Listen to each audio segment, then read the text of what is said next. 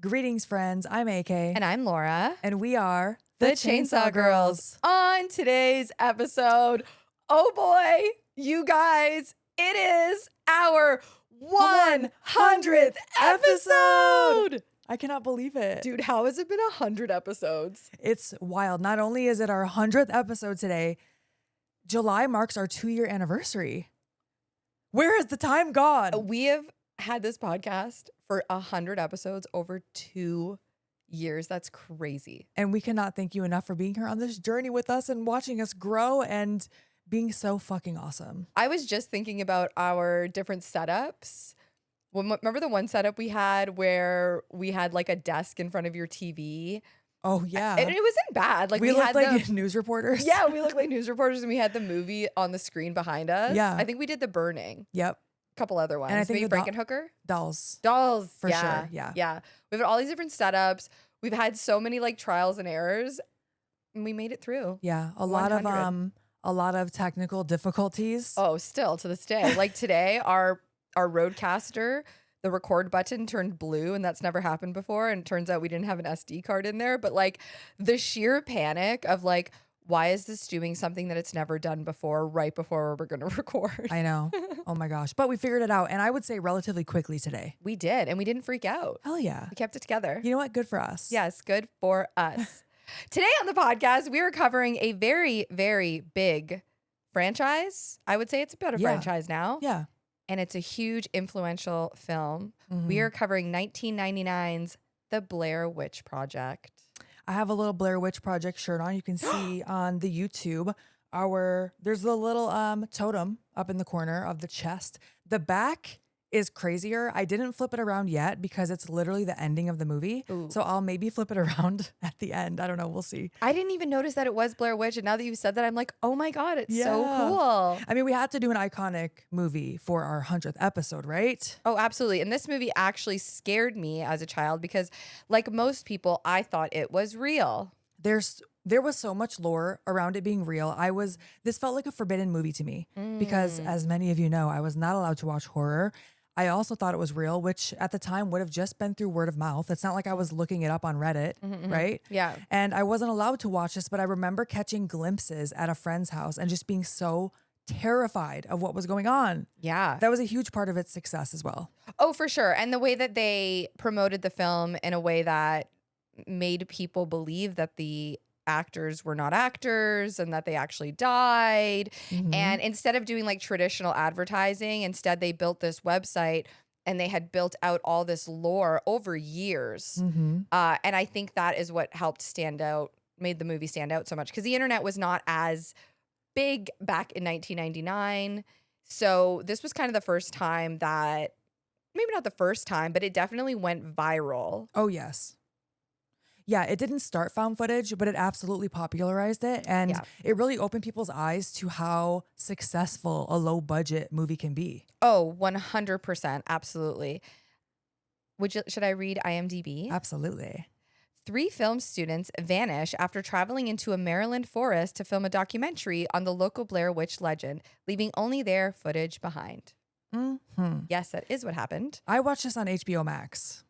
I have no idea where I watched it. I don't remember. It's at least streaming on HBO Max, so you have that. It had a budget of I have a couple of numbers here. Okay. While filming, between 30 and 60K. Post-production, the film's completed. I saw more of between 200K and 750K, which is a pretty big gap. Yeah. But somewhere in there. Okay. It grossed opening weekend 27 screens. 1.5 million.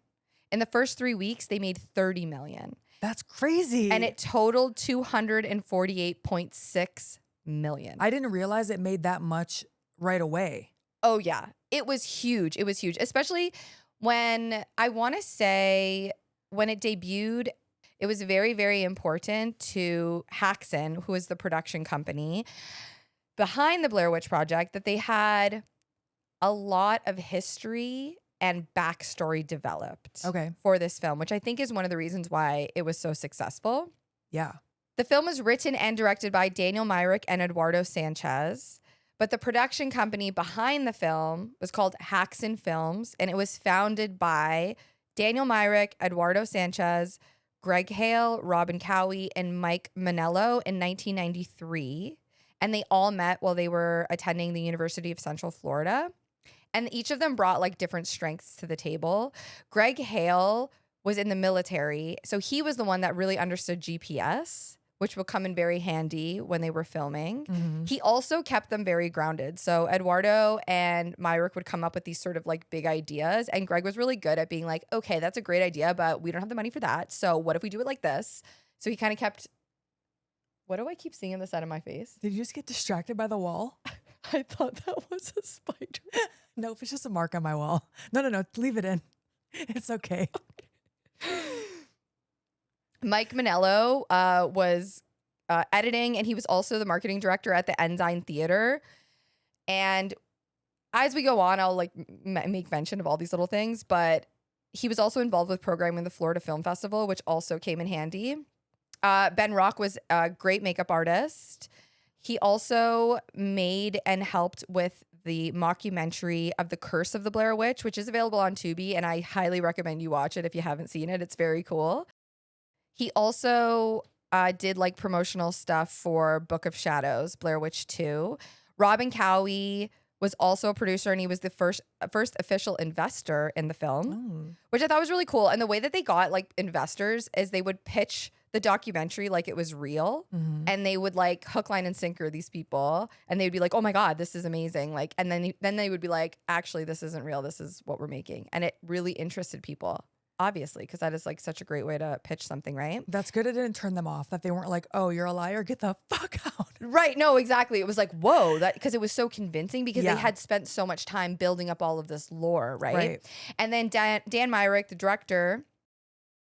He had a very like grounded approach to filmmaking, and rather than focusing on like elaborate projects, Laura, can you speak? My gosh, he focused on ones that he could finish, and this was when he was at UCF. So each of them brought something special to the table. There was a lot of important players also involved.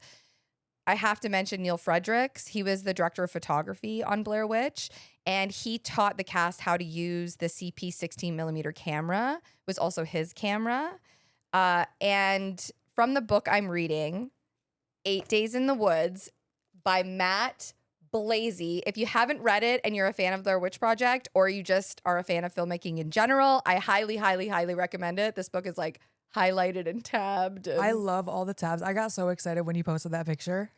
it is such a good read. I want to read it. It's really, really good. So if you like Blair Witch, definitely check it out. I got a lot of information from this book, but I just wanted to quote something from the book specifically. Quote, everyone that talks of Neil say the same thing. He was one of the kindest, most genuine people they all knew. His work ethic and demeanor was infectious, and everybody loved him from the moment they met him. Unfortunately, he did pass away in August of 2004 while filming Crossbones. And it's very, very tragic. Oh. But he was an integral part of making the Blair Witch, and I felt like it was really important to mention him. Yeah. Also, John Pearson is another important name. He owned Grainy Pictures, and he was the host of the weekly program on Bravo called Split Screen.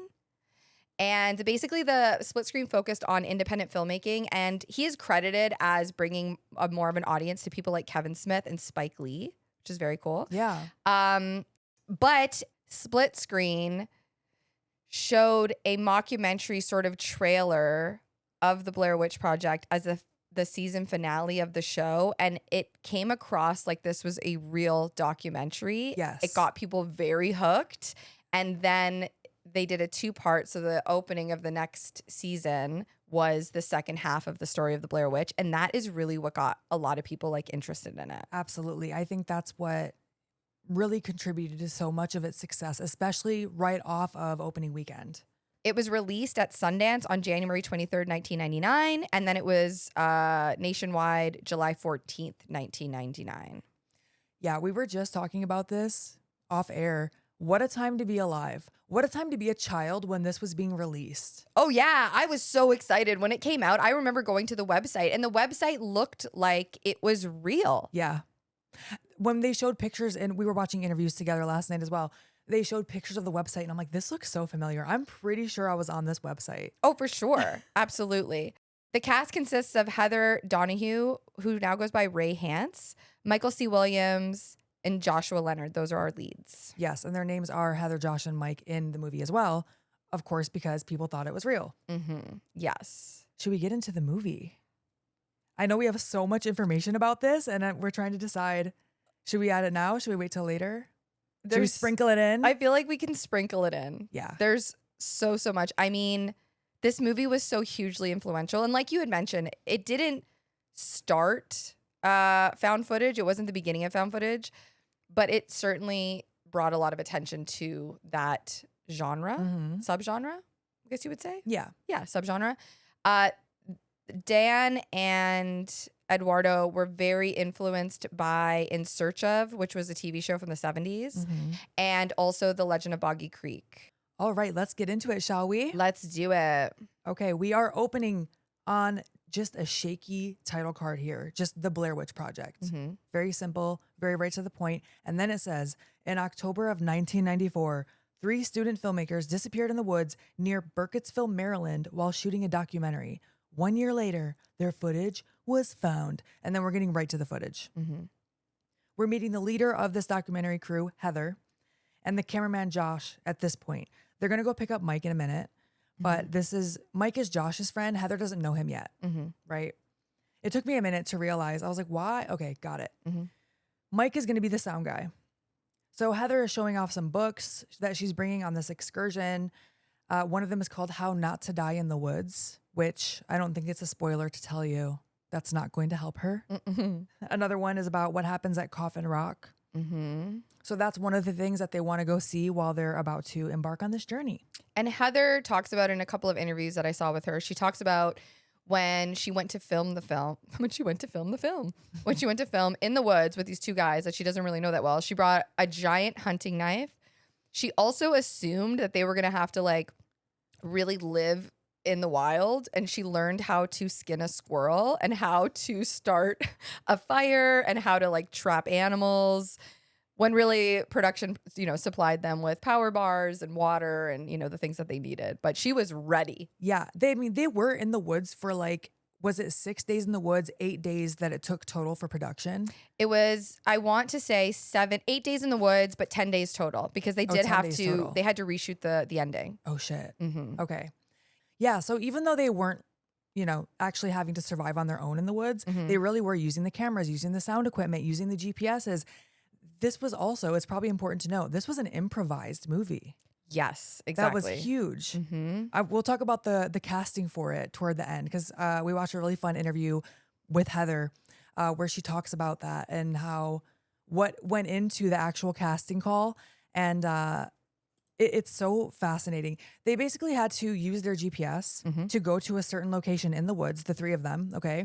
They had like a little canister that told them each what their character was supposed to do for that day. And then they had to improvise from there.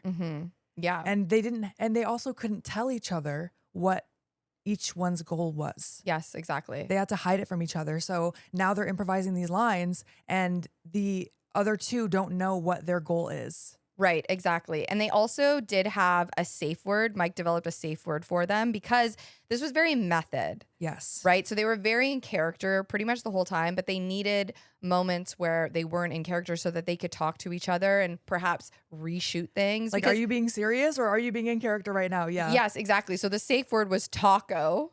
Okay. And it was even used in, again, I'm going to go back to this book to reference this book, but in 8 Days in the Woods, you can see the notes that the directors gave them. And some of it does say taco, to be very clear. Like, this is not part of it. We need you to do X, Y, and Z or whatever. Okay. But they did stay in character a lot. And something I do want to point out that I think is important to say is these are actors and they were acting and they developed these characters. Right. I think people assumed that because it was pitched like it was real, there was this idea that the directors were just scaring them and these were just the reactions to them being scared. No, this was an actual set in the woods, obviously. Yeah. Where they had objectives and goals and they were acting as characters. Yes. And we'll get to more of this in the end as well. But Heather, for example, she got a lot of criticism after this movie. And I think very unfairly, in my opinion. Yeah. And I think, a lot of people saw this as not an actor, but, oh, that's really her. That's really how she is. Right. Which is just... it's the downside of trying to make people believe that it's real. Yeah. And You know what? It really reminds me of pro wrestling.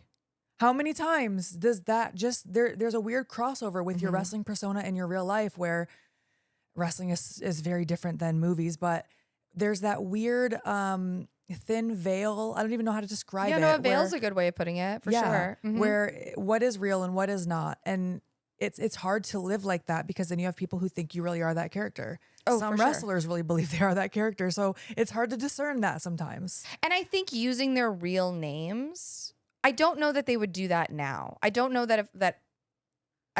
I mean, Well, to make them think it was real. right. And I think at the time, sure, that was great and it worked, but did it actually help the actors long term? I don't think so. It definitely backfired in some ways. It backfired for them, I think, specifically. I mean, they weren't even at like the nationwide premiere. They weren't allowed to go to it because at that point they were still supposed to be technically dead. They did go to the industry premiere. But there's little things that I just feel I wish that the actors maybe got to experience more. They just got to experience more of their success. the positive sides of it. Yeah. You know? And for people to assume that they're not actors or they're not talented because of the method in which the film was made, it's just unfortunate. Yeah.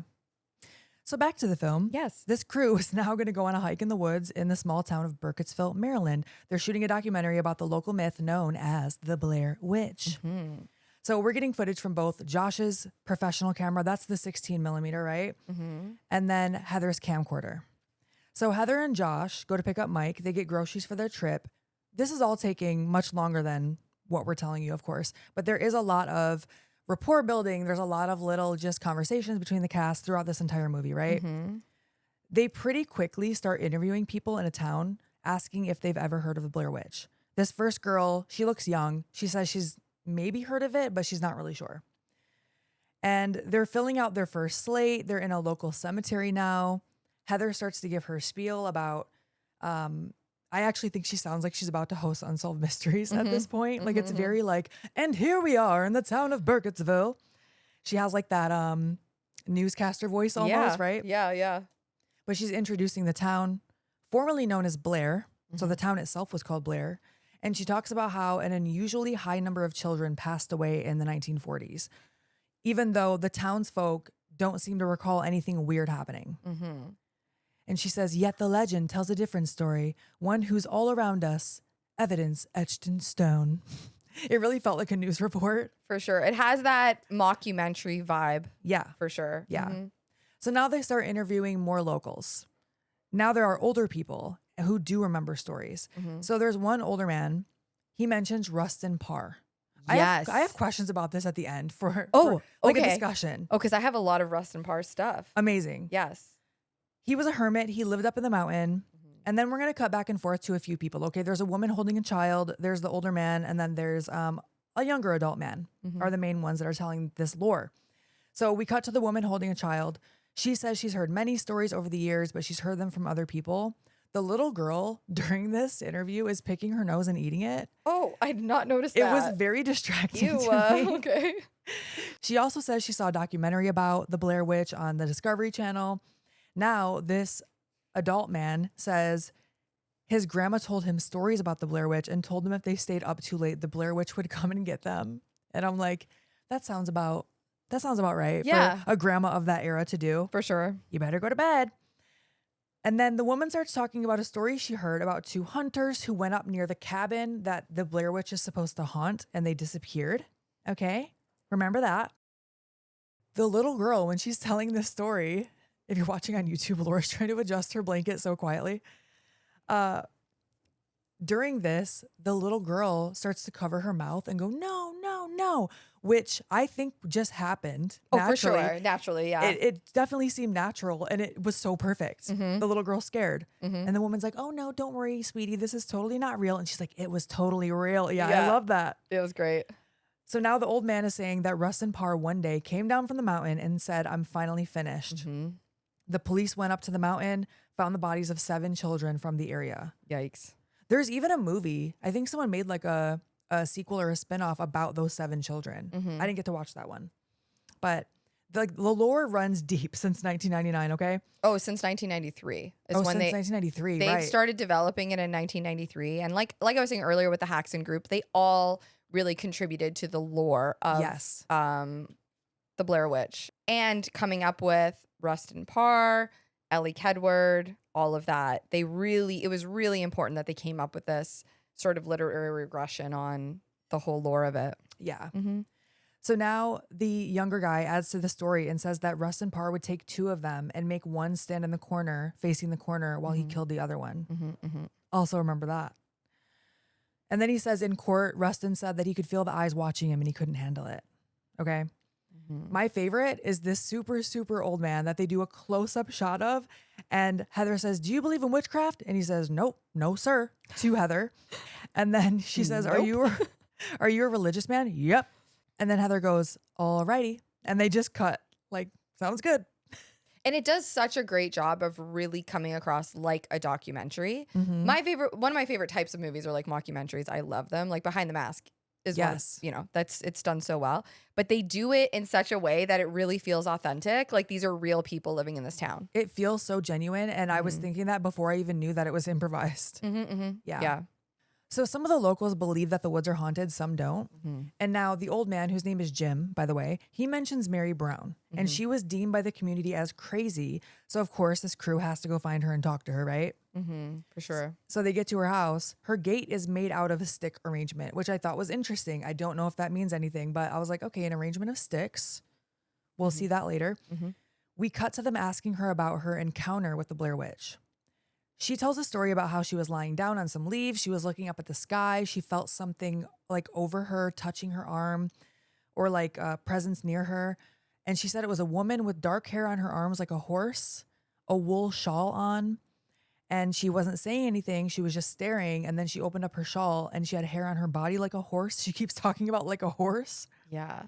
And this is the part in the movie where I was annoyed by Heather, the character. Oh, I was annoyed because by Heather's character multiple times during this movie. I can see why. But here was the main thing that annoyed me because she kept talking over her.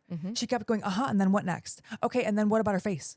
Like she was interrupting Mary to ask what Mary was probably about to say if she would just give her a second. And I understand like why it annoys me so much. I also understand why it's so effective because she's very eager, she's excited, and she's very passionate about this. And like now she's talking to someone who had an interaction with the witch, right? Yeah. Maybe.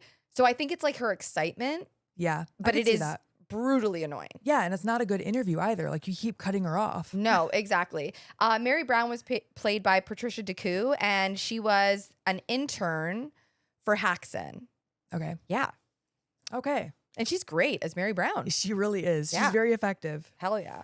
So then the footage cuts to the three in the car talking about how Mary did seem crazy. Then they're going to get to the motel. Heather is definitely, in my eyes, a leader. That's how I see her. She is a little bossy. She definitely talks shit to them sometimes. But this is my thing. I feel like when men act like that, people call them leaders. And when women act like that, people call them bitches. When men difficult. When men act like that, I think it's annoying. When women act like that, I think it's annoying. I think it's annoying across the board. But I agree with you that she definitely, it's her documentary. This is her baby. It's her vision, right? It's her vision. She wants to make this documentary. It obviously matters to her. I just found her to be somewhat insufferable in some of the film. And that's fair. Yeah. The character, let me make that very clear. We cannot make that clear enough. Yeah.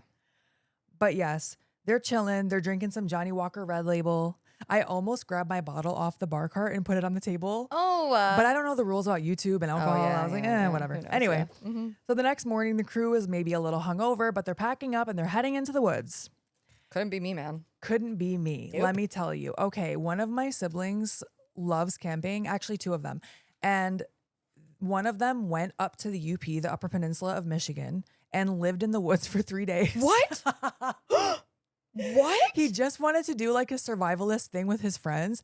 And from what I know, his friends bitched out on the last day because it was raining. And he's like, no. And he was determined to stay up there and like live off the land. I'm like, good for you. You know what? If shit goes down, at least I know you can like guide us to how to like clean the drinking water and shit. Oh my God, that's crazy. Speaking of rain, they encountered some rain during filming, and it really did mess with production a little bit. I mean, at one point they had to like make sure that everything was under tarps, making sure the cameras, the DAT, everything was like taken care of, right? Oh, yeah. And really, really quick, the woods, since we're getting into the woods here, the woods were shot at Seneca Creek State Park, and Blair is the town of Burkittsville. Did we talk about that? Yes. That's the town of Burkittsville? Okay, cool. That, by the way, I mean, when this movie came out, poor Burkittsville was just run by tourists. Like they couldn't handle the amount. Yeah, like it was just overrun by them. That can be a great thing. It can also be a bad thing. For sure, yes. But a lot of it was shot, the woods were shot in Seneca Creek State Park. Cool. They also were only allowed to light a fire one night. Oh. Yes. So they had to do all the fire scenes one time. And they had to use a trash can lid because they couldn't start a fire on the ground in the park. Ooh. So. Oh, yeah, that makes sense. State parks, you really shouldn't be. Yeah, okay. Yep. So they're going to talk to these guys that are fishing in the woods. One of them thinks it's a myth about the Blair Witch. The older of the two thinks that the woods are haunted. He's telling the group about Robin Weaver. It's a local girl who wandered off and disappeared in the 1840s, but she returned 3 days later claiming she had met an old woman whose feet never touched the ground, which is terrifying. And these two men are named Ed Swanson and Bob Griffin. Thank you. Now the trio is putting on their massive hiking backpacks. That alone, I'm like, I don't want to do this. Dude, the woods, there are a few things in this world that really scare me. The elements are one of those things. I do not mess with the elements. I especially do not mess with the woods. I don't want to go camping. I don't want to go hiking deep in the woods. Like I have absolutely, because the thought of getting lost in there, whether it's daylight or nighttime, I don't care. Not for me, sister. We've talked about this before. We respect Mother Nature. We respect the elements. Yes. The woods and the ocean. Oh, I don't mind stepping in the water. Are you kidding? No way. But yeah, they're putting on their backpacks. See, I would go glamping. Yes, like, but that's different. I would, like, if I had like an RV or like even a camper, like a nice pop-up camper. Not bad. Not bad. On a campsite, not in just some woods. Yeah, I don't need an adventure. I'm not going to Algonquin. Like, I'm good. Running into a moose? No, thank you. Moose are no fucking joke. Dude. They will kill you. Yes, That's I know. so scary. My mom went camping in Algonquin and had to sit in the canoe because the moose was in the water, and she had to sit in the canoe and just wait because that thing will just, if you hit a moose while you're driving, you got to duck because it'll decapitate you, man. Yes, it's scarier than hitting a deer. 1,000,000%. They're And I'm gigantic. Terrified of hitting a deer. Yeah. Anyway, or like you like to say, any hoogly boos. Yes. So they put on their massive backpacks. They head to the woods, and we're getting a lot of different shots of them here. They're traveling through the woods. They're building rapport with each other. They're laughing. They're joking. They get to Coffin Rock, and Heather is recording her spiel here. So my understanding of Coffin Rock is there were 5 men. They were ritualistically murdered in 1886 while looking for a missing child. So they were a search party themselves. They were found bound together. It reminded me of like Human Centipede or something, the way she was describing it. But they were bound together. They were also disemboweled. Oh, the disemboweling is a big thing. Yes. Here. In general? There's a lot of disemboweling in the Blair Witch. Yes. The Blair Witch lore. But then when the rescuers returned to go get them, the bodies were gone.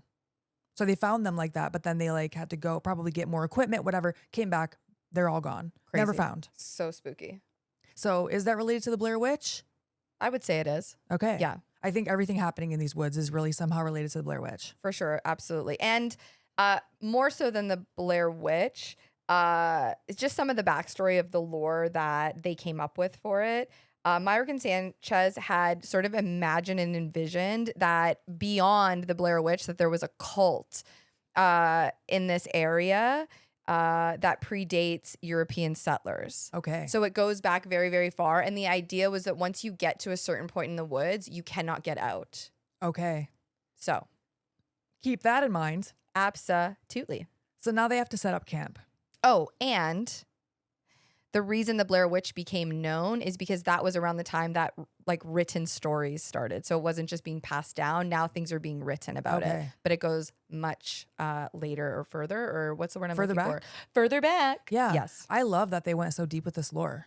I think anytime you're developing anything, you should go this deep. Yeah. Even if it isn't seen on screen, like you know where it's going, you know what's behind it. That's right? why I think every pro wrestler should have a very strong backstory and should write out literary regression for themselves and their character. I love that. So they set up camp, and the next morning, Heather admits in a roundabout way that she may have gotten a little lost. She doesn't say that, but the guys, Josh and Mike, are like, okay, so basically you're saying you didn't know where you're going. And she's like, no, I knew where I was going. This is where I started to get really frustrated with her because here's the thing. I understand like she wants to appear in charge, like she knows what she's doing. She doesn't want them to think that she's unequipped, right, to handle this. However, if you are lost in the woods and you're responsible for 2 other people, please tell them so that you guys, the 3 of you, can figure it out together. Right. I found her to be very like self-focused to the point that it was sending me into orbit at certain points. Yeah. And she was condescending to Mike at times. Yeah. And it just all started to kind of like piss me off. Yeah, I think here's where she mentions being proud of their little Mikey. When she says little Mikey, I was like, girl, come on. Because you just met him too. You just met him and he's out in the woods with you. Yeah. Like. Yeah, that would definitely send me because. I just didn't love it. No. Now, do you think in hindsight that she really did know where she was going, but the Blair Witch had already gotten them and like they were already doomed and they weren't going to be able to find where they were going? That's a great point. I hadn't really thought of it that way. I don't know. Yeah. I don't know. She's very hard-headed. Yes. So it's hard for me to venture a guess here. Maybe I don't think they were they that deep in the woods at this point? I don't think they were, but it could have been to where she's like, no, I definitely know where I'm going, but they're already like the witch is already fucking with them. Mm-hmm. I don't know. Yeah. Either way, she should have still told them like, okay, I thought I knew where I was going, but maybe I didn't. Right. I see both sides of it. Yeah, mm-hmm. for sure. So this really feels like you're watching someone's home video too. Like I think many found footage movies, you watch them and you'd feel it is a movie, right? Like, going into it, it's a movie. It just feels different than other found footage movies that you see. Yeah, because if you think of something like Cloverfield is found footage, but it's very polished. And you know that, I can't remember the guy's name that's holding the camera in that one. Oh, I can't either, but I love him. Yeah, he was great. But you can tell he's not holding, I mean, the premise is he's holding the camera, right, but he's not really holding the camera. And you know that, right? Whereas Blair Witch and other found footage films do it in a way that feels very, very authentic and grainy. And I think it not being scripted and them doing the retro scripting and allowing them to have so much improv is what creates that sort of authenticity that you feel when you watch it. Yes, polished and unpolished. That's a great way to put it. Mm-hmm, mm-hmm. So now Heather and Mike are arguing because he thinks that Heather got them lost. She insists she knows where they're going. This is going to go on for a while. Mike admits he can't really read the map and he doesn't fully trust Heather. Right. And the thing is, I understand why Mike doesn't trust her because Mike doesn't know her. He knows Josh. Exactly. He's also frustrated that she's recording everything, even their conversation here.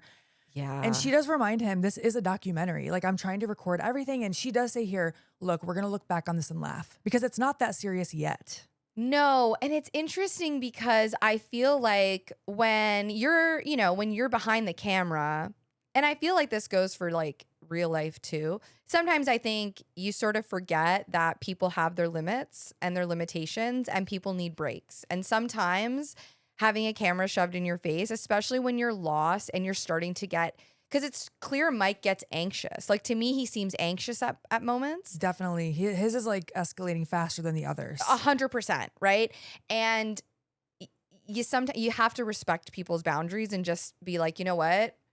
Yeah, I'm making this documentary and it's important, but I need to give this guy a break. And she's not really good at that. Yeah. But she's young and she's driven. Yeah, right? For sure. So now they come to an area where there are several piles of rocks placed around. 7 piles to be exact. Remember, there are 7 missing children they talked about before. Heather recalls the old woman, Mary Brown, saying something about piles of rocks. We didn't hear that part, but she says, she's like, I wasn't paying attention because I thought she was a lunatic. But Mary Brown had mentioned something to her about these piles of rocks. And then one of the guys says, it looks like a burial ground. And Heather knocking over one of these little rock piles is See, this is why I don't think that the Blair Witch was they were lost in the Blair Witch's madness yet. I think it started when she knocked over these rocks. Was it her? It was her. Okay. It was her. And then she's like, oops. And she starts like putting it Yeah. back together. I'm like, I thought oh, she girl, was just like- leave it. Yeah. I thought she was like, who did this? But I don't know if it was her or someone else. But either way, she does start picking it up. And I was like, oh, if there's any point where they got cursed, it's right here. Mhm. You knocked over one of the burial grounds or burial, like, what is that called? I don't know, the pile of rocks. Yeah, like a little, almost like a tombstone. Yeah. Mm-hmm. So yeah, that happens at night when they go back to the burial ground to record. Mm-hmm. There are also really sudden cuts in this movie. It's very authentic to what it would be like if somebody was just recording, stop recording, and then start later. So in the movie, it's a little jarring. For example, you hear Heather talking to Josh, and then suddenly it's pitch black, and Heather's yelling, hello? And I'm like, wait, what? So it took me a minute to realize, oh, this is later that night. Mm-hmm. And Like- it almost feels unedited. Even though Yes. it clearly is edited together, Right, it does have that feeling, exactly what you're saying. Like someone just grabbed the camera and just started going. right. So that was later in the night, the middle of the night, they're hearing noises. So Heather wants to go check it out. Mike doesn't want to go. And she Mhm. starts giving him shit a little bit for being scared. I don't fucking blame him. No. And then the next day, Heather's asking the guys what they thought it was. Josh says he thinks someone's fucking with them. They think it might be locals. Right, which I absolutely understand. Right. Mm-hmm. Mike says it sounded like people were running around the tent. Yeah. And now they're trying to go back to the car. So they got what they wanted. They found this burial ground. They found Coffin Rock. That's all they wanted. Right. They're going back to the car now. Heather convinces them they are on trail based on the map and the compass. Okay. Mm-hmm. Mm-hmm. The guys are starting to get really agitated, especially Mike. As we mentioned, he is just not about this. He has way less patience than Josh, I think. Yeah, and I believe two important things. The camera has to go back on Monday. The dad has to go back on Monday. I mean, these people have lives. Yeah, and Josh Mike, has to go to work in the morning. yes, Josh has a girlfriend. I think Mike is just starting to realize like that he's in over his head here. Yeah. And Heather wants to camp again because they've been walking all day. And Mike at one point just starts screaming. Yeah. He sounded just like the guy in Scary Movie, who I think is mostly supposed to be, he's supposed to be inspired by the character from I Know What You Did Last Summer, Ryan Felipe. Oh, yes. The one that he's on a 10 the whole freaking He's movie. on a 10 the whole time. But Yeah. the way he screams here, I'm like, was he actually inspired by both of these characters? Because he sounds just like him here. He's like, damn it, son of a bitch. I mean, because again, they're trying to find the car. They can't find the car. It shouldn't be this hard. Right. And Mike's realizing this. Josh is realizing this. It should not be this hard. And a thing that is frustrating, I think, for them is they're saying, like, we didn't walk this way to get in here. Why are we walking this way to get out of here? And she's like, oh, well, we got to cross over this to get to this. It's a different route. Yeah, she's saying the map and the compass are pointing them in this direction. Yeah. And she wants to camp because she realizes it's getting dark. And they don't want to. No, but they have to. They So do. Yeah. They do end up doing it. The guys are pissed. Mm-hmm. And we cut to the middle of the night again. They're hearing the same thing. Mm-hmm. So Heather takes the camera this time to see what's going on. And she's saying things like, it's on all sides of us. Mhm. Like they can hear it all around them. Mm-hmm. To me, it sounds like branches were snapping, but Heather says it sounds like footsteps. So I guess like people stepping on twigs. Stepping on twigs and It stuff. just sounded bigger than that to me. Oh, for sure. It Yeah. sounded like there were a lot of people. Yes. Yeah. So the next morning when they wake up, there are 3 piles of rocks outside their tent. I don't even know what I would do. I don't mean, even know. I wish that I was like a good climber because I would want to climb up a tree just so I could get a look out of where the fuck we are. I wrote that in my notes at one point. You did? Yes. Right? There's one point in the movie where I was like, if they climb, they might be able to see like which direction they could be going. I don't know. I'm not acting like I can just climb any tree. I'm sure that's very difficult, Yeah, I don't know how to climb. but I'd be that. trying at this point. Oh, for sure. I'd be trying anything. right. So yeah, 3 piles of rocks now. There are 3 of them. I don't like that. Mm-mm. Josh is like, well, we're obviously not wanted here, so let's just get the fuck out. I'm Yes. like, yeah. Yes. Yes. Absolutely. Weren't you guys trying to do that anyways? My gosh. Yeah, they don't really seem to think, oh, the Blair Witch is coming for us. They think like, okay, the locals are fucking with us. We got to go, which is also valid. Okay.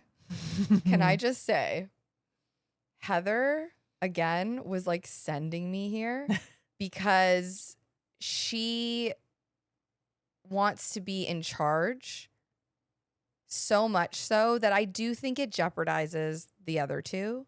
Yeah. I think her ego gets in the way with Yeah. a lot of this. you know? Mm-hmm. But anyways, long story short, she doesn't have the map. Yeah, she can't find the map. She can't find the map. And she's like, Josh, are you sure you didn't take it out of my pocket? And he's like, no, I don't have the map. Yeah, they both think that they're fucking with each other. Yeah. Josh thinks that she just wants to stay and record more rocks. Yes. And she thinks that they took it because they want to get out of there. Just fuck with her and they don't trust her. Yeah. Yeah, exactly. Mm-hmm. So they decide to follow the creek, which I don't think is a bad idea. No, I don't think so.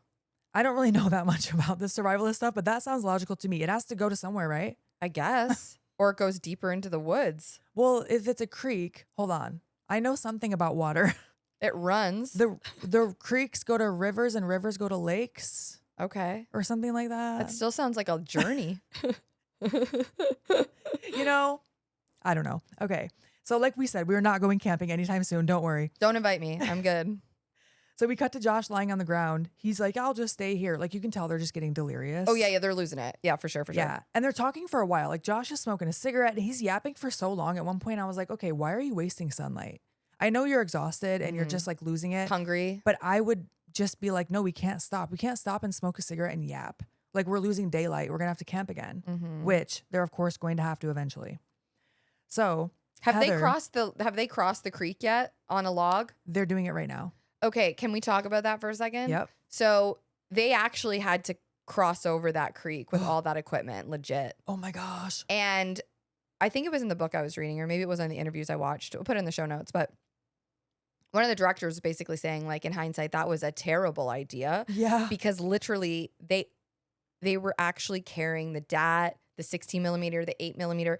And when Heather crossed, she had to get on her hands and knees with this ginormous camping backpack and all the equipment. And as she was crawling across the rock, the backpack kept shimmying up her back and she'd be like losing balance. Oh my gosh. So the actors are actually doing these things. Yeah. It's like the method of all methods. For real. Yep. Oh my gosh. So here Heather gets her shoes wet and the guys are laughing at her because they're just like sick of her too. Yeah. So they're laughing at her expense, which she obviously does not appreciate. And then she asks them about the map again. So she keeps asking about the map. Josh gets annoyed. He flips her off and just walks away. Then Mike randomly starts laughing again and tells them that he kicked the map into the creek the other day. The way I would have punched this man square in the fucking face. So Heather and Josh flip out on him, rightfully so. Heather is screaming at the top of her lungs. Yeah. It's so believable that she's so angry. It's very, very believable. They actually start like tussling and fighting. The tussling, the worst part about this to me, I was like, Josh, this is embarrassing for you. He grabs Mike.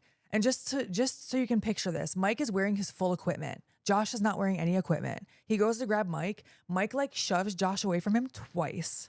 You couldn't take down this man who is wearing full equipment. Like I would have, if this was like a romantic situation, I would have got the ick immediately.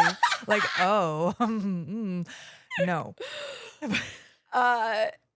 The line of I kicked the map into the creek was improvised. That was not in their little notes that they were given every day.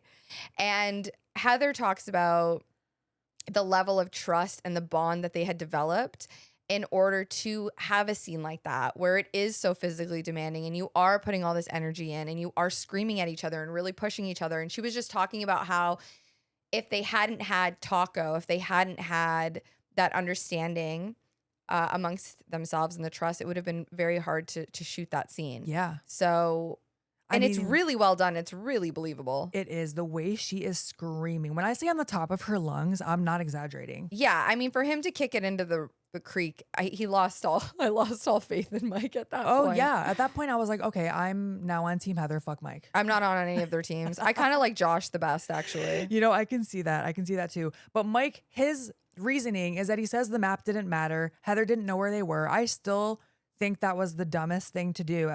You know what I mean? True, but you're right. At this point, they're never getting out.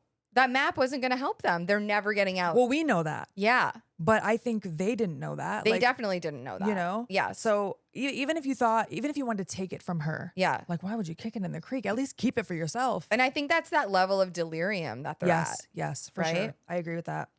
She says you don't want Mike in your, I personally wouldn't want Mike If it was me and you, we would figure it out. Oh yeah. With a mic, I'd kick him into the creek and just be like, you know what, man, you're on your own. Exactly. I would You're panicking. I can't handle people that are panicking. Exactly. I would have kicked him into the creek. Oh, 1,000,000% yes. Yeah.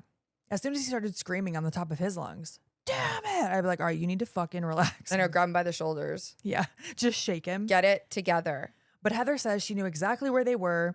Now we're going to cut to the crew. See, I don't believe that at all. Heather, just admit it. You're fucking lost, girl. It's Yeah. okay. We know. Yeah, like maybe you did know, but now you don't know. You do not know. And it's okay. Sometimes we don't know, man. Yeah. We get lost. Now we're going to cut to the crew coming upon all of the iconic totems, the stick figures basically hanging in the trees. Yeah, dude. There's a giant one. It's massive. It's so scary. It doesn't look like the others. It looks more like a person. Yeah, and this also pissed me off because Josh is Josh and Mike are scared. Like it's just so obvious that they're scared and they're like, "Can we go? Please, can we go?" And Heather's like, "Yep, we're going right now." And she just keeps filming. And like the thing is, I understand she's a filmmaker and she wants to get the footage, and this is like once in a lifetime footage. Like who knows? Like this could be huge, right? Yeah. But also you are in danger. Yeah. And they're in danger. You guys are all in danger and they're clearly scared. Like put the fucking camera down. I get it. You got the footage. Let's go. Yeah. Film it and then get the fuck out. Go. What was driving me crazy about her is she was just so focused on what she wanted. She was not thinking at all about the other two guys. And the thing is, they're people. You brought them in on your project. You're responsible for them. You have to have their back the way that they have your back. Yeah, and even if you just think that the locals are fucking with you, that would be scary. I would be so scared. I mean, yes. This is why I don't fuck with the woods. Yeah. Mm-hmm. So to describe the totems to you, in case you don't know, they're 5-pointed. You can see it on my shirt on the YouTube. They do look like people. Yeah, little stick figures. It's just they are tied together with twigs, and the giant one looked different. It wasn't just a giant one of this. It looked like it was made out of like leaves or something. Yeah. What pissed me off is that Heather touched one. I was like, of don't course she touch did. it. Of Don't course touch she it. did. Yeah. I distinctly remember my cousin. So one of our aunts has some property like with a farm and stuff. So she has some woods. Mm-hmm. And I remember him around this time putting those together. It's great. I don't even know if it looked exactly like this, but he just tied some sticks together and like hung them in the woods to scare us. And it worked. Dude, that was definitely a thing that happened around that time because I remember that. Yes. Finding that shit in the woods near my house and the creek and stuff. It's so scary. Oh, I love it. So totems, though this did look like ancient folklore symbols or something that might be real, these were made up for the film. They did make up this design, though they do retcon this a little later in the franchise and they put more of a meaning behind it. Oh, okay. That's interesting. I didn't know that. But for this one, the filmmakers just made this up. So at this point, Mike starts screaming for help. And the way I took this was, okay, if people put these sticks up here, maybe they're nearby and they'll be able to help us. I took it as like he's just screaming into the void because he's so scared. Yeah. Because I don't know, if I came across those things, I certainly wouldn't think these people were going to help me. Yeah. I think with those, because they stumbled upon it, it wasn't like left outside their tent. Maybe, but who knows? Either way, I don't think it was a bad thing to try at that point because what else are they going to do? Right. Now, they mentioned that they shouldn't start a fire this night. Exactly. Because in Seneca Creek, you can only have one fire and they already used it. Okay. And that's why they interjected that. Okay. They make it make sense in the storyline too, because they say, okay, the first night we didn't do a fire, nothing happened. The next 2 nights we did a fire, they are fucking with us. So maybe they're, they might be thinking that they're drawing attention to themselves. Right. So the camera cuts back later that night and there is something still happening. Dude, this whole scene is so scary. It sounds like there's giggling outside their tent like kids, right? Yes. And Boombox. The boombox of children. You know why I feel like it's important that I say that? Because it really bothers me that people just assume that these actors were not skilled and that they were just being scared out in the woods. And that's such bullshit. They reshot this. Like, I mean, it was like making a movie. They were acting. Yes, dude. Yeah. Yes. Sure. I'm sure it was like, there were moments where they were a little freaked, but they even said in multiple interviews, no, dude, we weren't scared. We were shooting a movie. We weren't that secluded. We're talented. We know what we're doing. Yeah. Yeah. We know what we're doing. Yeah. Yeah. Yeah. So yeah, it's terrifying. It sounds like little kids outside the tent, and then all of a sudden someone or something starts shaking their tent from the outside. Just like hands all over it. No, dude, oh my golly. I think I would shit my pants right there. And then probably do what they did. They fucking book it. Oh yeah, I'd be running as fast as I can. They are Yeah. sprinting through the woods. Heather's screaming. Her boots aren't even laced. I mean, yeah, you don't have time to do that. All I can think of is Scary Movie in the scene when she's running. This is an iconic shot of her with I think it's Heather holding the camera. I'm actually not sure who's holding it, but one of them's holding it, one of them's running ahead. And you just see the person running. Mm-hmm. And in Scary Movie, it's Gail Hailstorm. She's like, "Kenny, move your fat ass." That's all I can think of. But they managed to all stick together and they huddle together. They turn off the camera light and they stay there for like an hour and the sun comes back up. Yeah, and just a couple of little notes about this. The way that they set this scene up, there was careful planning. There were little markers. So what they would do is like they would get instructions like, okay, this is what you're going to do. We need you to walk this path. There will be markers along the path. We want you to walk it a couple of days in a row so that you know in the dark where you're going. That's so smart. Where you can run, where to stop, where to, because they weren't privy to like a lot of details, but safety is obviously a concern when you're shooting in the woods. So there were times where they would have to go through and be like, okay, wait, there's a huge rock here. I got to get this out of the way or whatever to make sure that when they are shooting, they don't like break their ankles or something like that. That's really serious. Or run flat into a tree. That's the thing. They are in a state park. They are in the woods. So these are hazards. So again, there was forethought and planning going into each of these scenes. Yeah, that's great. I'm glad they did that. Mm-hmm. So yeah, the sun comes up. They get back to the campsite. They find that their stuff has been thrown all over, especially Josh's stuff. Yes. It's also covered in slime. Yeah. Ew. The guys want her. Keep it. You can have it, man. Yeah, I'm not taking that back now. That slime's on there, it's all yours, baby. And I'm not touching it. The guys want her to turn off the camera. Heather, of course, does not want to do that. It gets to a point in this escalation where Mike is trying to grab the camera from her and she bites him. Yep. Like they're actually tussling at this point. Mm-hmm. And at one point, Josh has the camcorder and he's like, "Oh, I see why you like this video camera so much." He says it's not quite reality. It's filtered reality. You can pretend anything is not quite the way it is. I think that quote is like, I wrote it down in my journal. Oh, shit. Just because things that are filtered through a camera, even in today, right? Mm-hmm. You get desensitized and you're looking through it's not real. The Blair Witch predicted reality TV. Seriously. And social media. Yeah, because it isn't real. When you look through a camera, you're seeing the world through a lens. You're not seeing it in reality. Yeah. And I just thought that was a great line. Yeah. And I think it can add an explanation to the ending, I think. But we'll I'm get there. so curious what your thoughts are on the ending. Hell yeah. Mm-hmm. So we cut to Josh sitting off in the distance and Mike telling Heather to please give him a minute because he's about to have a breakdown. He's losing it. So this is another example of what I was saying earlier about Heather, and why she was kind of grating on me. She doesn't respect boundaries. I don't think she actually understands what boundaries are. Yeah. In her mind, they signed up for this, so they should just be game for all of it. Whereas she can't see that Josh is quite literally about to have a nervous breakdown. And Mike is the voice of reason here saying you have to. And I do think Mike is being very sincere and very genuine here. And it just made Heather feel robotic to me. Yeah, Josh clearly needs a minute. Just give him a fucking minute. Stop putting the camera in his face. Yeah. Josh is really upset, in particular, that all the slime was all over his stuff. And didn't they run out of cigarettes too? Because doesn't he ask for a smoke? They think they ran out of cigarettes, yeah. Mike does find one eventually. But at this point, Josh is like, "Does anyone have any cigarettes?" And they're like, "No, I'm sorry." Do you know what I thought was so funny in that scene? Just when you're at the end of your rope, and you're just like, does anyone just have a J? Can anyone please? This situation would be so much easier if somebody just had a big fatty for me, please. So eventually they do keep walking and they end up at the same fallen tree over a creek. Yep.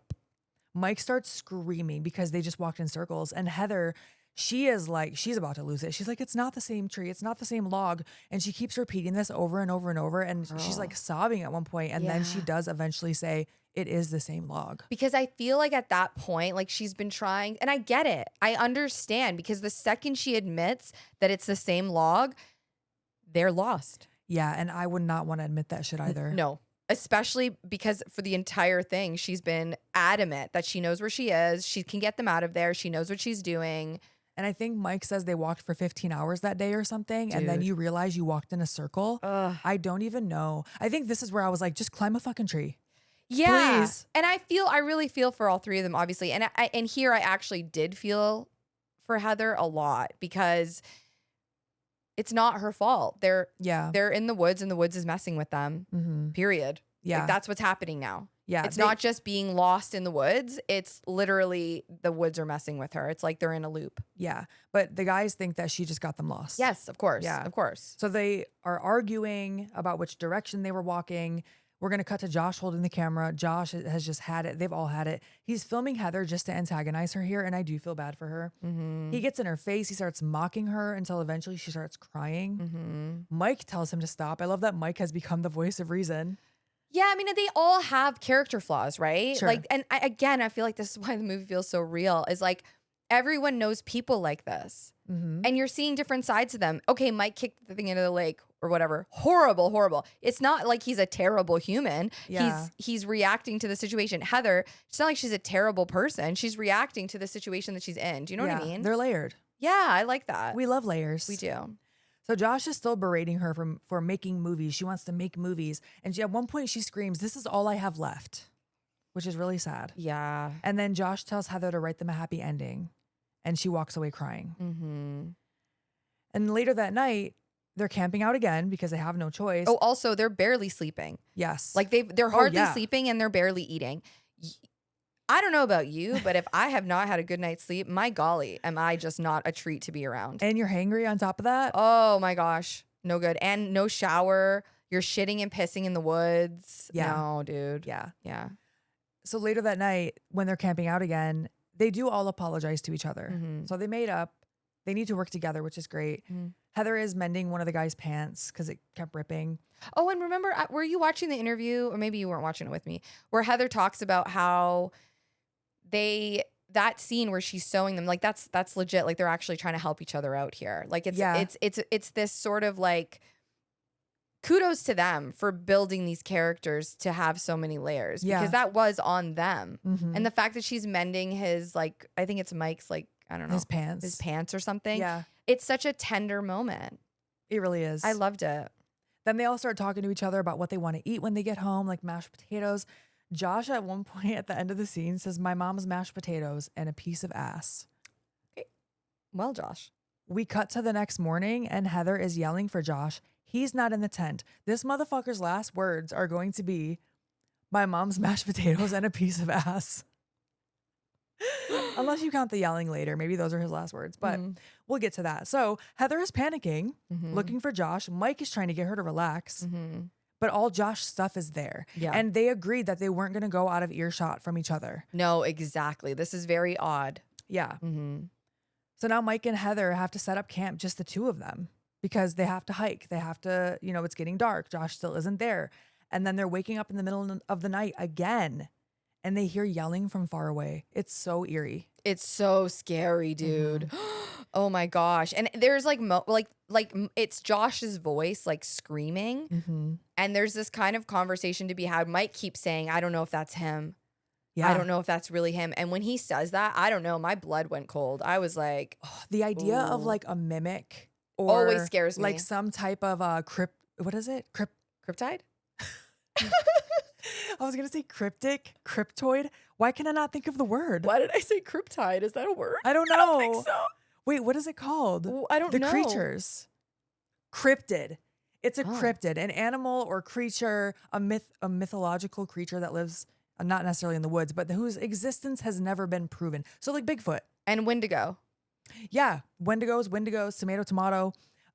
Those creatures are cryptids. So when I think of like a cryptid in the woods or like a mimic that just like sounds like a person that scary. those things terrify the fuck out of me. I I thought almost you were- forgot how to talk. I was hoping you were going to say the crap out of me.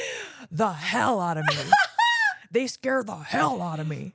No, they Okay. scare me too. Like anytime there's like a loop or A loop, yeah. yeah, like somebody pretending to be somebody else, a loved one, whatever, it really Yes. freaks me out. So scary. That's So really yes. effective. They hear what sounds like Josh yelling from far away. We can't see anything at this point. We just hear the tent unzipping, Heather and Mike yelling for Josh. You can hear a man screaming in the distance.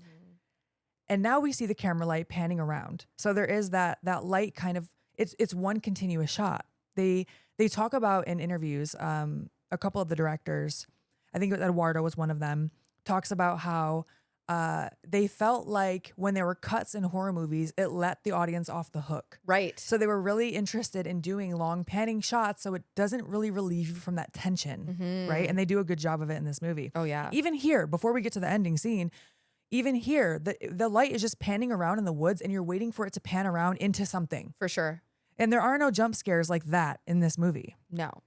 But it was still so scary. You're just waiting for something to pop out. And I think like your imagination takes over, and that's really what is so scary is because Yes. you don't know what's going on. So you kind of just fill the blanks in with your imagination. Yeah, I forgot to mention when they were running in the woods, at one point, Heather or whoever it was, I think it was Heather, starts screaming, "What is that? What is that?" We never see it. Right. But I'm thinking of the horse covered hair, whatever the hell Mary Brown was talking about. And she sounds so scary too that it's like, or scared too, that it's just like, What yeah, is that? I what want to is know. that? I want to know. Yeah. Ugh, Mhm. I'm getting chills. You know what? I watched the remake and I'm thinking of what they show in the remake because there is a small, like, millisecond glimpse of what the Blair Witch looks like in that movie toward the end. I only saw it once when it came out. I don't remember it at all. I had to pause it to even see it. Whoa. So it's that quick, but it Yeah. is scary. And I'm thinking of that, and that would be so terrifying. But anywho, so we see the camera light panning around. The next morning, because it's just going to cut. Mhm. The next morning, Heather finds a bundle of sticks Oh boy, dude. wrapped in what looks like a strip of plaid shirt or like plaid flannel. Josh's plaid flannel. Yes. Mm-hmm. Is plaid flannel redundant? I don't know. Flannel is a material, not just the pattern, right? Yeah, I think it's the material. It's flannel. But when you say because there's flannel- flannel pajamas, there's flannel Yeah. sheets. But we always think of that pattern, right? Sure, yeah. So she just tosses this thing away from the tent. It's like wrapped up in a bunch of string, just like the totems were, but it's also wrapped in a piece of Josh's shirt. Yeah.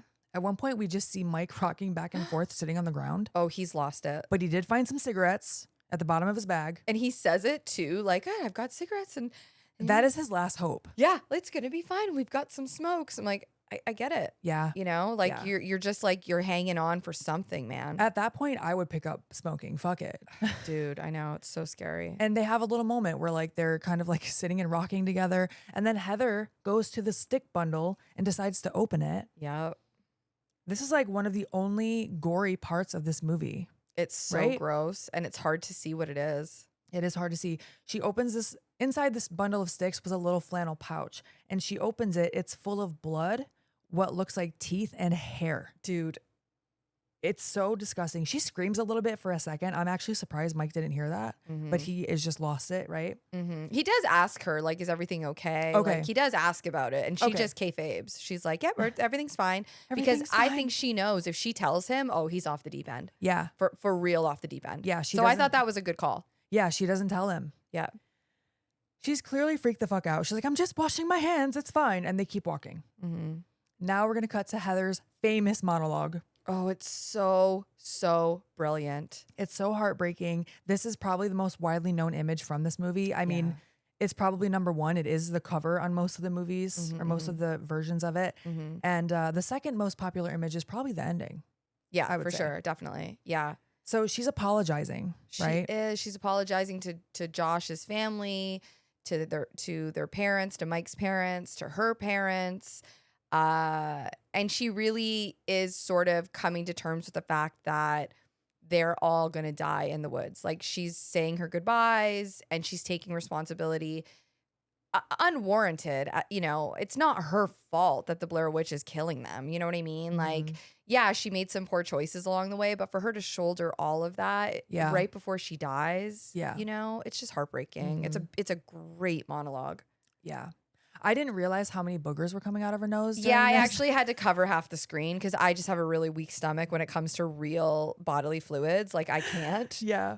I thought that was just a part of the Scary Movie spoof of that scene when they show like all the snot coming out. But I was like, oh, her nose is really running a lot in the actual movie. And it's very real. Yeah. It doesn't come across as a polished scene. Yeah. It comes across as someone who grabbed a video camera and is legitimately scared. Yeah. You know, it's very real. Yeah. I think this is one of the scenes she got a lot of criticism for. And I just think that it's unjust, in my opinion. Like it's fine if people think it's gross or if they're just like, if you don't like the movie, you don't like the movie. That's fine. Yeah. But I feel the emotion in that scene. For sure. So I didn't look at it as like, oh, she's crying, or like, oh, she has boogers coming out of her nose. I'm like, this feels raw and real to me.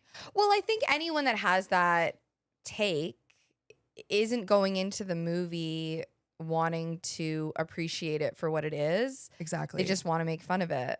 I also think that in real life, crying, like you look ugly, like you do, like your snot is coming out of your nose, Yeah. you look like it's, in Hollywood movies, a lot of the time, that's not what it looks like. Yeah. Being scared, that's not what it looks like. Right. And I think because this is so real and so authentic with the boogers, with the, Yeah. it's easy for people to sort of make fun of it, right? Because they're not really feeling it. Yeah. They're going in with whatever. They're like, I want to be scared. This isn't scaring me. Meanwhile, I think it's fucking terrifying. Yeah. But it's also not what we normally see on screen. We normally see things that are very Hollywood, that are very traditional, polished, very, she's crying and she's scared, but it's not going to look close up like that with the camera right up your nostrils. Like that's not usually how things are filmed. It's so normally like full glam, one single tear. that's it. And that's Right. not what we're getting here. We're getting raw emotion. Yeah. I didn't realize she got so much slack for this. I knew that it was parodied a lot, Yeah. right? Which is going to happen. But if anyone says it's not a good monologue, like you're just full of shit and you're just not watching it for what it is, because it's a great monologue. And I think it stands out as there's a reason why it's so iconic, and it's not because there's snot coming out of her nose.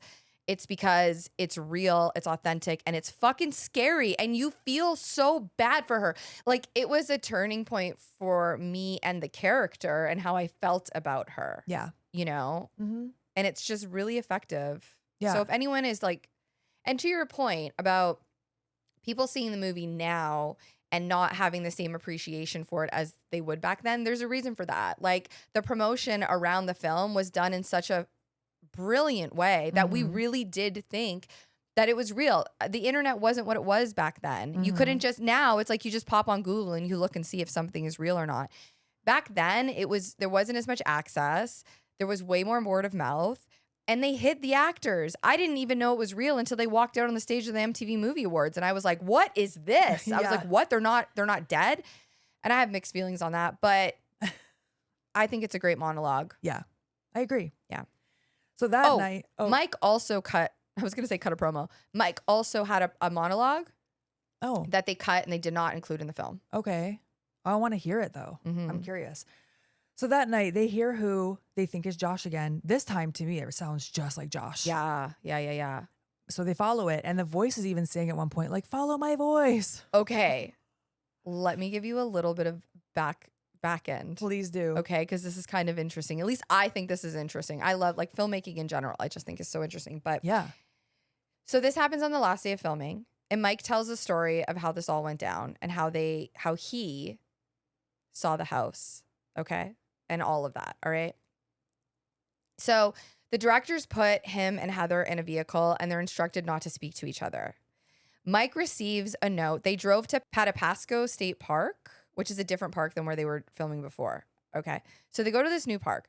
Mike receives a note from production that says, tonight you'll hear a noise. When you hear that noise, follow it all the way up until Heather reaches you and then leave her behind and go all the way down. Oh, shit. So what the fuck does that mean, right?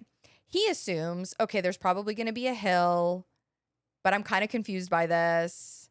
It's getting closer to dark. He doesn't really know what's going on. This is the night that Heather cuts her monologue, okay? He does stress here. Well, I was watching this interview. He does stressed that he felt a tremendous amount of pressure because this was the final night of filming. This was the final act. This is a huge deal. He said he just felt very, very stressed out and he wanted to understand what the hell was going on. So he reached out to Ed and was like, I don't know what this note means. Like, what do you mean? I'm going up and coming down. I don't understand. And Ed just assures him, listen, you're going to know when it happens, you're going to know. Okay. So flash forward to night. Mike hears the sound of Josh screaming. It dawned on him, okay, that's the noise cue, which was the boombox, right? Okay. He follows the noise. He looks up.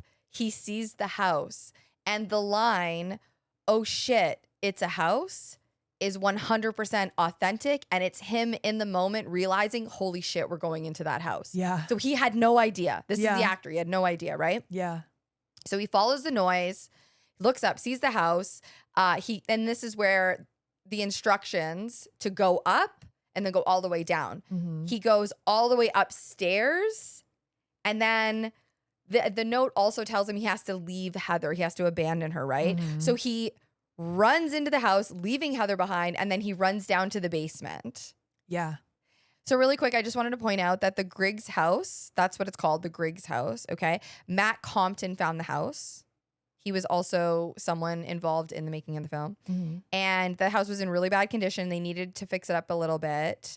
And after the success of the film, obviously people flocked to this house to the point that it just kept getting more and more dilapidated. And then in 2004, a hurricane came out and just damaged it beyond repair. And then I want to say like the park services decided it was time to demolish it. So the house doesn't exist anymore, but it was like finding a treasure. Yes. And Matt Compton was the one that found it. So That's what I was thinking. I was like, wow, to actually find a dilapidated house in the woods like that, how perfect. And the house was very important to Ed and Myrick. That was something that they really did want in the film as like the final act. They wanted that in the final act. Absolutely. I mean, it's iconic. And one of the townsfolk earlier mentioned someone going missing, 2 hikers going missing after finding a cabin. Yes. That the Blair Witch allegedly haunted, right? Yep. So yeah, they go into this house. They're not hearing anything once they get into the house. They don't hear Josh anymore. But then they hear Josh screaming from Mike. So this is where Mike decides to go upstairs. And Heather's following him screaming for Mike. Yes. Because he's leaving her now, knowing like he really was just like running ahead of her. And she's yelling for him because she wants to keep him in shot, right? So I don't know if I already said, but Mike has one camera, Heather has the other. They're both running.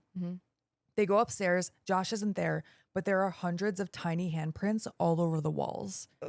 So scary. We don't even have time to register that before Josh is still screaming. And Mike goes, oh, it's downstairs. He goes down to the basement. He's going so far ahead of Heather. She's trying to keep up, and Heather is screaming for Mike the entire way. Yes. Like once again, on the top of her lungs. She has a great scream. Oh, it's fantastic. She is a scream queen. Okay. So it sounds like Mike is being followed downstairs by an eagle, is what I wrote in my notes. I was like reading that real time. So Mike gets downstairs, and all we see is his camera fall. Okay. Now Heather gets down to the basement. The camera turns to see Mike standing facing the corner. Heather gets attacked by something we don't see, and her camera falls to the floor. Yeah. The end. Yeah. And I really want to turn around my shirt right now, but I don't know if I can. What's on the back? Mike facing the corner? Turn Hold it on, around, everyone. baby. It's While a you're big turning shirt. it around, I will tell you how they did that. So when Mike runs to the basement, Greg Hale is standing there and grabs him in a bear hug and brings him down to the ground. And Mike lets out this big sigh and he's like, we did it. We finished it. And Greg was like, stop it. We're still filming. Shut the fuck up. And then pushes him into the corner and he like stands there in the corner, right? Oh my and gosh. But they had to reshoot it. So they filmed this. It's amazing the first time, right? It's amazing. Greg, like they're all just over the moon with it. Okay. They go to Denny's afterwards to eat. They're like, we did it. We finished it. And then they find out that the sound, the DAT didn't pick up the sound quite well. So they had to reshoot it. And everybody was feeling very like, it was so authentic the first time. How are we ever going to recreate it? And it's a testament to the actors that they recreated it and maybe even made it better the second time around. Okay. Oh my gosh. That would be so defeating to hear that. Yeah. How many times? Yeah. We've had technical difficulties before where you're just like, We have to do that again. Oh, I have to say that again. Oh, it's so, oh my gosh. You ever have a great pre-tape or great promo? I just thought of an instant Dude. where I had a promo one time. I'm not even going to get into specifics. I had a promo one time where it was like 5 people. Okay. Oh no. And I was the first one. And you know I'm a fucking one take, let's go. Yes. As much as I can be. You're so good at it. Thanks. You really are. I try. Not saying I'm perfect, but whatever. But you're great. But I'm close. No, I'm just kidding. No, you're really good. I was the first one, and the person who was last, like the 5th guy, he kept fucking up every single time. We all 4 of us, 4 of us got through our lines, and the 5th guy kept fucking up. I feel bad I for him. felt so bad for him. Yeah, because the first time you fuck up, it's like, okay, whatever, I'll do it. And then you fuck up, and now you have the pressure of like, please don't fuck up. And then your brain goes blank, and it's just like. And it wasn't just me. It's like the 3 other guys, and then whoever's recording is like, come on. And I just feel so bad for this guy because I know the pressure's on, and like, yeah, I can't say your lines for you. Yeah, you know, I do. We eventually got through it, but it is painful. Yeah, a little painful. But if you were watching on YouTube, yes, the back of the shirt is Mike standing in the corner. And it has this quote on the bottom. I have no idea where this is from. Maybe we'll talk about it in the Patreon extended. Say it one more time. I wasn't listening. We'll talk I'm so about sorry. it. We'll talk about it in the Patreon extended. Okay, great. You guys heard me. So yes. Oh yeah, that's the end. That's the end. Oh yeah, we're at the end. That's the end, baby. Okay, there are closing credits on this movie, which surprised me a little bit. Yep. I didn't remember that as a kid, but I was thinking, oh, maybe they didn't put any credits. They do. And they did do that in the theatrical release as well. Which is like funny that people thought it was so real when there's like credits at the end, but I guess it was mockumentary style. So, and there are credits on documentaries. So yes, I was thinking that too, because they start off with the production, right? But then it does say starring, and then the cast, the 3 of them. I hate that the cast aren't right at the beginning of the. I know. End Remember, credits. I do. We did a movie recently where that was the same. I want to say it was Spookies, right? Where they were like the production was all first, and then they did. I think it was that one. I think it was Spookies. But now that I mentioned that, because I thought it was so unusual, I noticed that actually in a lot of movies where at least like a couple production things will be first, and I never really noticed that before. And I mean, listen, obviously production is important. Filmmakers Of course, are important. of course. But I think I just have such a soft spot for the actors here because I think that they didn't get to experience it the same way that I think they could have if Artisan, who bought the film and was like the studio backing it and releasing it, I just don't think they treated them very well. And instead of giving them bonuses or anything like that, they gave them fruit baskets after all the success of the film. They got fruit baskets. Are you fucking kidding me? That's rough. It's beyond rough. That's it's like no wonder. I mean, Heather doesn't really. I mean, I think she does interviews now. I watched one from 2025. But I mean, her real name now is Ray. And just hearing her talk about the film and how they all felt like they accomplished something so incredible. And I think that's amazing. But it just sounds like they just weren't treated the way that they should have been treated. Yeah. And, and I don't know if pretending that they were dead for 2 weeks and not allowing them to the world premiere was the right thing to do. I understand why they did. I understand that it fueled the machine and made people believe it was real. But I do think that in order for unknown actors to be presented to a large audience, like they have to go to press junkets. They have to do all of the PR stuff that they did a little bit. They were on News Weekly, Yeah. But Ed and Dan were really, I would say, more of the focal point in the press as the creators. And I get it, but I just feel like the actors should have been standing next to them for all of these things because their performances are really what sold. Yeah. The realness of the movie. Yeah. I mean, what do you think about that? It's tough because I understand why they did it at the time. I understand that if they didn't do that, maybe the film wouldn't have been as successful because people go, oh, it's just a hoax, or oh, it's not actually real, and they're whatever. So them doing that, I think, contributed to the success, but it did also, I think, affect those actors in a negative way as well. I think it backfired at least a little bit. Like, I feel, especially for them to be accused of like not being actual actors and all of these things, and getting fruit baskets. Like, Yeah. I just don't think they got their fair share. And because this was released years after it was recorded, I don't Mhm. know, and you can stop me if I'm wrong, that they were really able to take other roles during that time because they had to pretend to be dead. That definitely affected, I think, their ability to, land more roles and, Right? continue being actors and working actors. Yeah. Right? Yeah. But what a film, man. Yeah. So one of the big criticisms at the time was, no one would still be recording at the end of this movie. There were a lot of people who said, like, her recording Mike in the corner.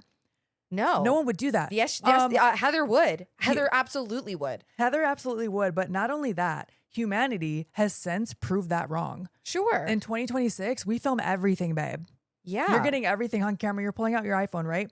Also, I think what Josh said about the filtered reality could also explain that of it almost like disconnected her from what's happening. You know what I mean? Like she's seeing it through a lens and not in person. Yeah. You could look at it that way. Yeah. And I think that they did a fantastic job setting it up that Heather would film right to the end because that's all she's cared about the entire film was getting documentary footage. No matter how scared she was, no matter how concerned, she always had the camera running. She made sure the camera was always on. So I don't think it's that weird that she kept it on at all. I don't think it's that weird either, especially now. No, In exactly. 1999, people didn't have iPhones, so they're like, oh, no one would do that. Oh, just you wait. Oh, yeah. Just you wait. Everybody's got a fucking camera in your face. Yeah. There were different endings. I guess the studio did not care for the ending at all. And there were a couple of different ones. One where Mike was like levitating. Oh. There was one where they made like a stick figure with Mike's face on it. Oh, like his real face? Yes. Oh. Yeah. There was a bunch of like weird stuff. Oh my gosh. His head on a totem though would have been so scary. I think there was like a bunch of tiny ones with his face on it. Oh my gosh. There was a whole bunch of different proposed endings, but they obviously went with the original one, which I think worked well. I love the ending. You're putting it together too. You're like, oh my gosh, this is what the guy was saying earlier about Rustin Parr putting one guy in the corner and killing the other one, or child, I should say. Yeah. That's exactly what just happened at the end here. Okay, so here's my question about Rustin Parr. Okay, yeah, let's hear it. This is where I got confused. I went, wait a minute.